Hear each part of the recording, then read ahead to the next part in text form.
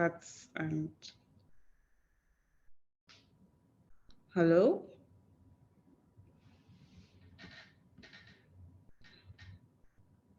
Okay, cool. Thanks.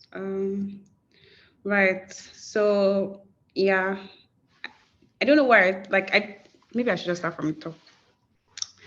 Like I said, I'm going to be covering the value of design and essentially the key role that it plays to the business. And I'll be sharing a few tips for how to create that value and how to measure it from the perspective of myself and all the teams I've previously worked at. So yeah, first off, I'd like a lot of us here to pause for a minute and, ask ourselves, what really is design? And this question is,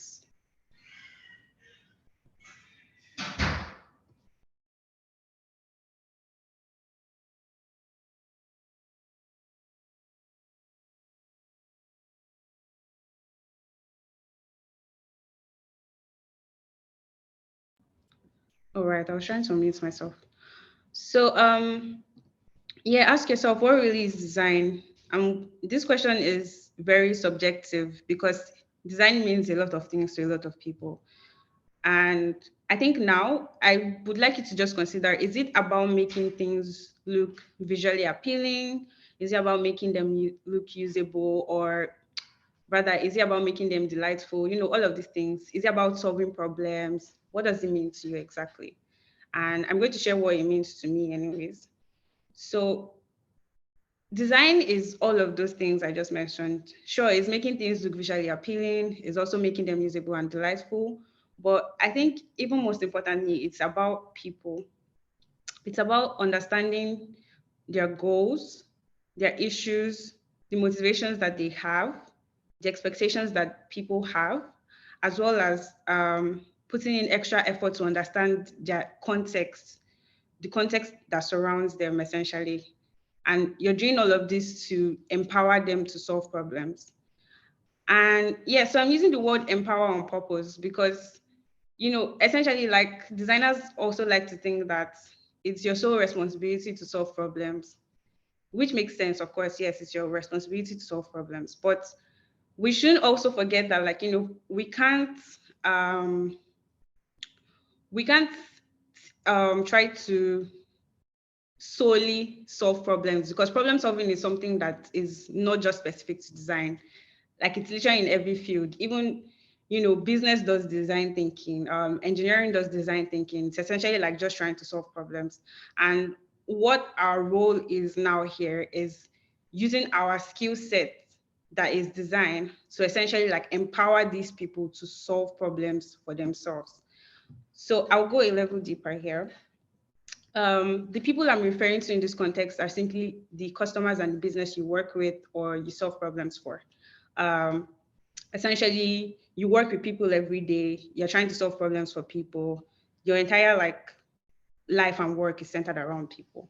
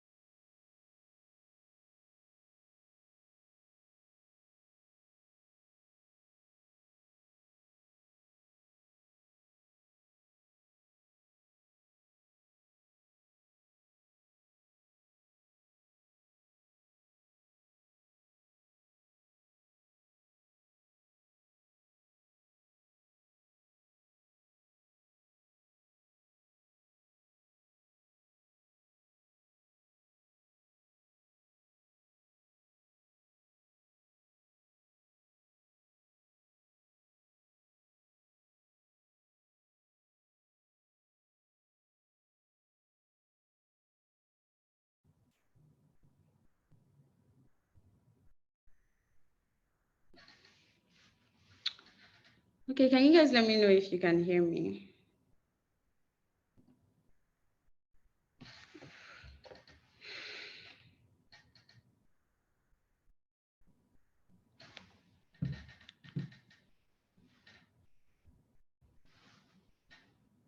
Okay, now you can.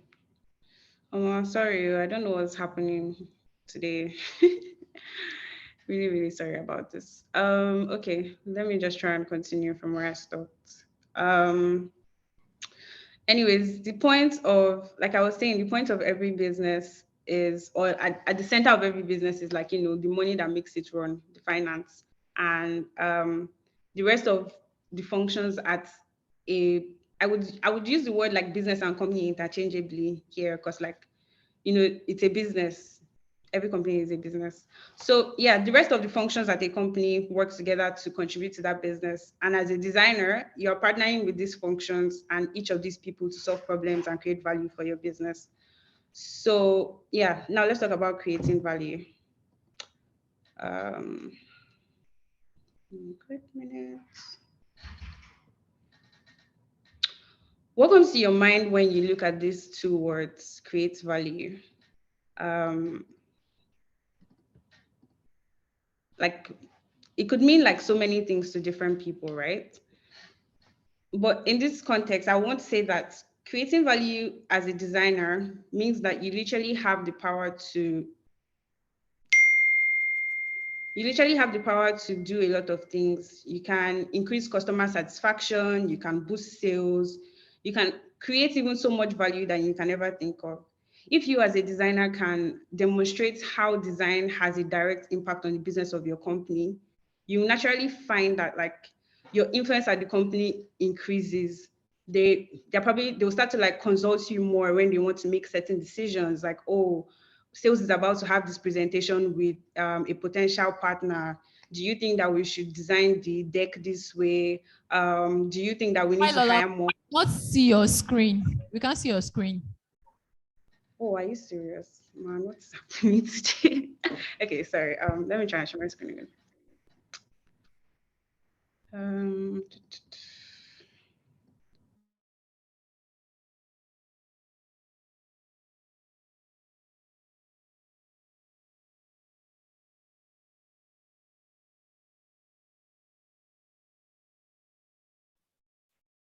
We can see it now.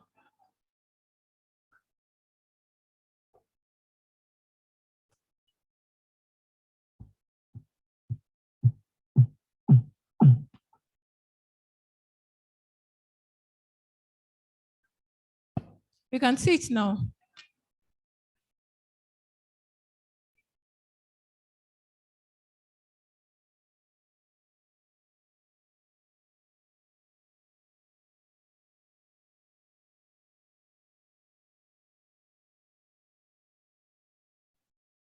You're muted.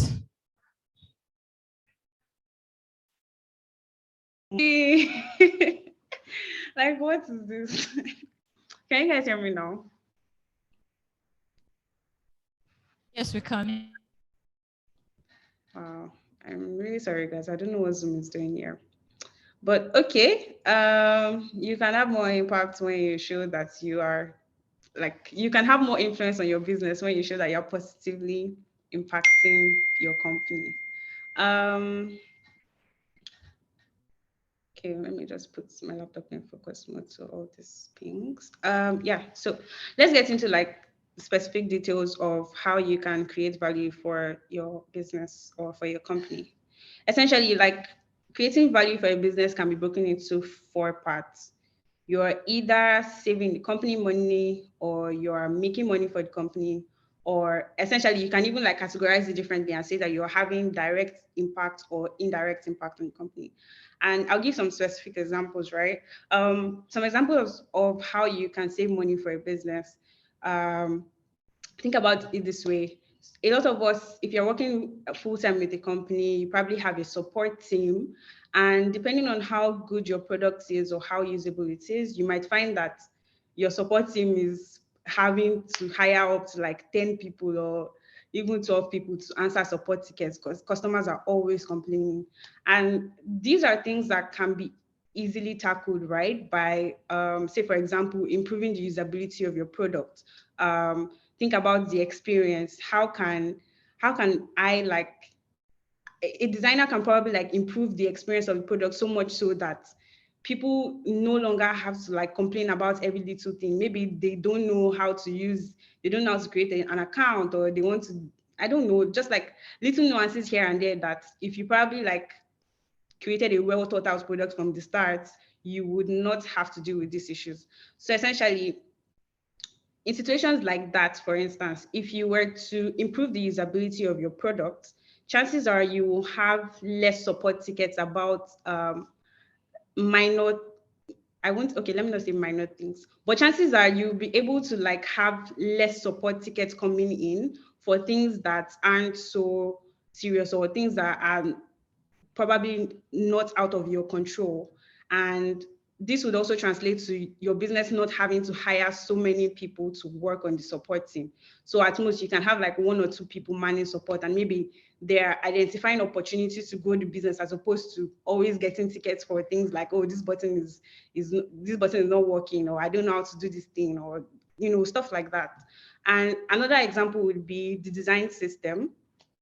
This one is really popular nowadays, and for good reasons. A design system ultimately helps a lot of people. One being especially the developers or the engineers that work at your company. So if you think about it this way, the purpose of a design system is to have like something to build off on, so that you don't like they don't have to start creating things from scratch every time, because then it means more time spent trying to develop man bro.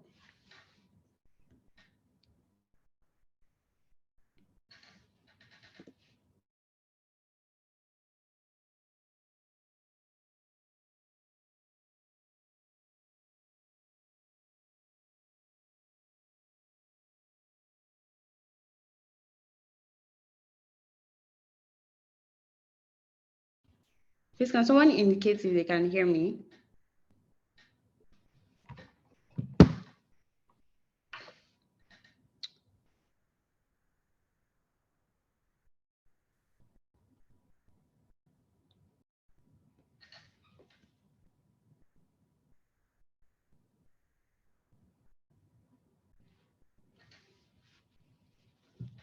Hello?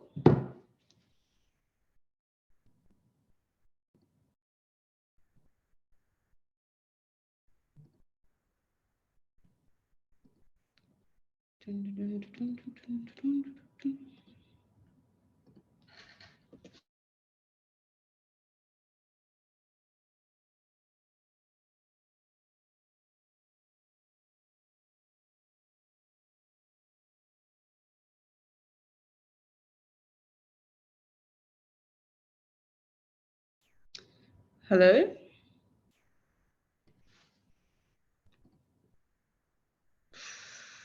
um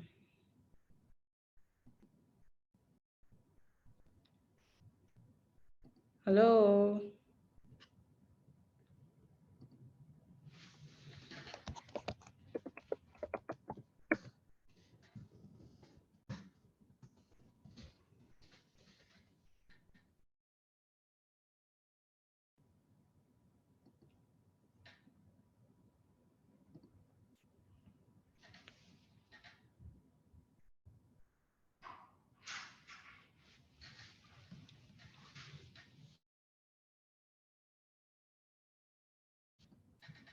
Hello? You can't hear me? I don't know.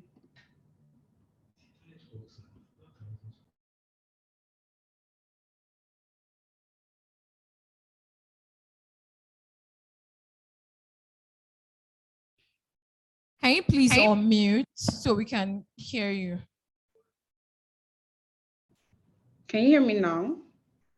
Yes, we can hear you now. Wowzers. Okay. Let me share my screen. Mm,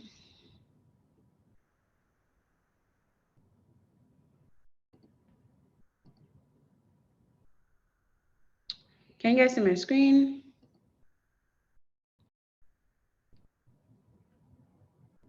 Okay, cool.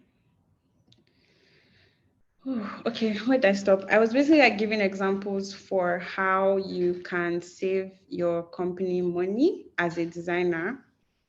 Um, yeah, so essentially, you can create a design system that helps the developers at your business speed up the amount of time it takes them to like develop things, because a design system simply like comprises of like components and templates for how to build things, and then you can like remix those components to like make other things and essentially just work faster. That's the point. um and yeah, so you can also reduce development time and cost by to the aid of what we call rapid prototyping. I'm sure that like some of us would have heard that a lot, the term rapid prototyping, but it is essentially the work of a designer to, while you're working on a solution or while you're trying to solve a problem for people, not like work in silo. Like don't just, they'll say, oh, I think that customers have this problem, or oh, I think the business has this problem, and then you like go off and disappear for a week, and then you come back and you're like, oh yeah, this is the solution for it. Nope. Chances are like that thing you build or the solution you come up with while like working by yourself would end up missing some context that you were supposed to like factor into the solution. So essentially, like rapid prototyping means that you're building something, you're testing like iteratively with the people you're trying to solve the problem for, and then this helps you like identify pain points and get those contexts early enough so that you don't end up costing your team the time and the amount of resources that they will invest in trying to like build out that solution. And because think about it, I mentioned that there are like several stakeholders, so chances are if you build a feature, the developers will build it, the sales team will look for how to sell it, finance to put their money in there, whatever tools you guys need to push it out. And then imagine if like you didn't test it out before doing all of those things. That just means you guys have invested all of those resources, and then you now come back after getting that context that you missed and start from scratch. So yeah, you can save your business money by rapidly prototyping and essentially like reduce the amount of time it takes to push stuff out. You can also another way to save your business money, but thinking about this in sense of indirect impact, would be when you promote the awareness of your brand or your business. For example, those flyers that you see brand designers create and post on social media, or those ads that you work with your sales and marketing team to put out, all of these things like makes your business stay top of mind or for their customers. Like people identify with your brand, not just even customers, but like everyday people. And so when maybe you guys are trying to hire talent, like the best quality talent, it means that you probably have more people trooping in because they already know your business and they already like identify with your brand, than maybe when nobody knows you guys and then you're trying to hire. Your team will probably, your HR team will probably spend months and months like just going through prospective hires. And this is something that design can help to accelerate as well. And then lastly, other these points, we can consider even improving how processes and things work on your team internally or like just within the business. For example, you can see, you can just maybe observe your teammates. If you guys are always having meetings and spending countless hours without feeling like some valuable thing has come from it, you can suggest, oh, maybe we should have less meetings and like document more instead. And then, oh, this is how we think about documenting in design. Or even your sales and marketing team, for example, they probably have a lot of presentations with other people outside of the business, trying to get partnerships and stuff like that.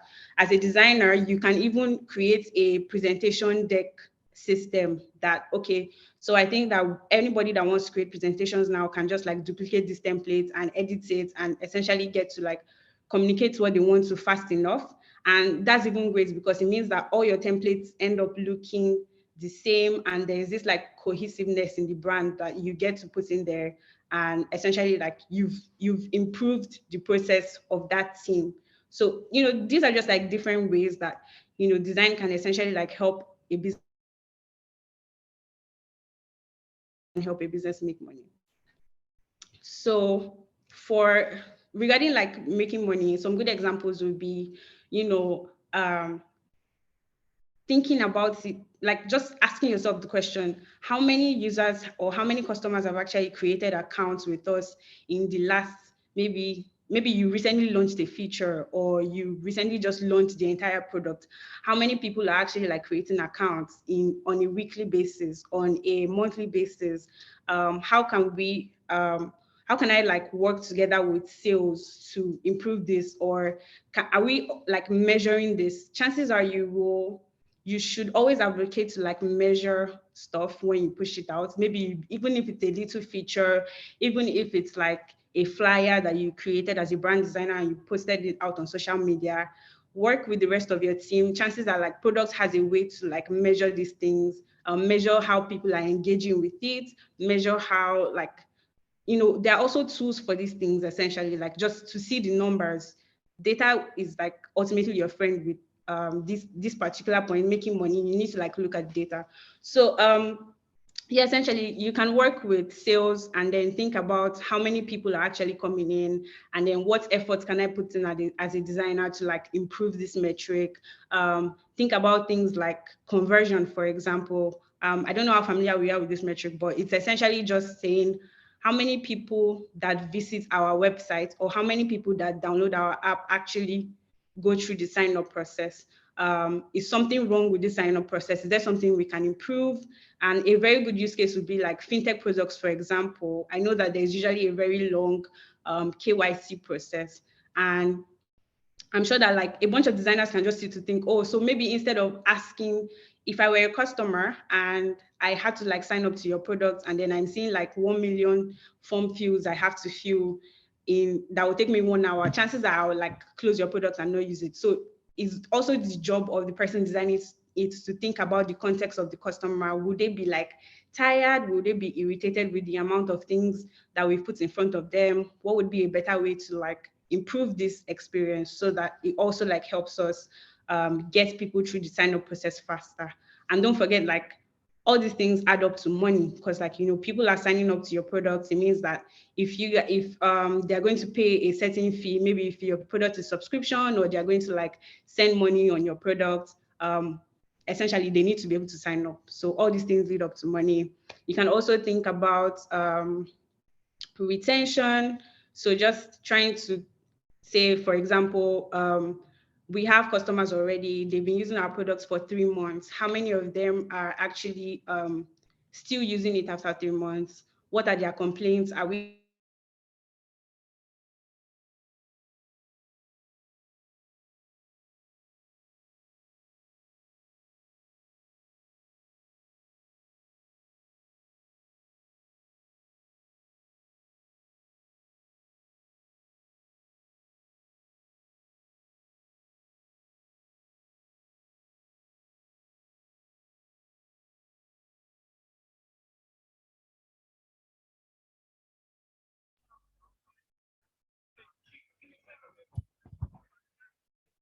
All right, ladies and gentlemen, thanks a lot for making it out this far with us.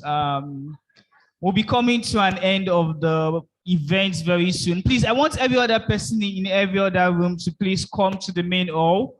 We're going to be rounding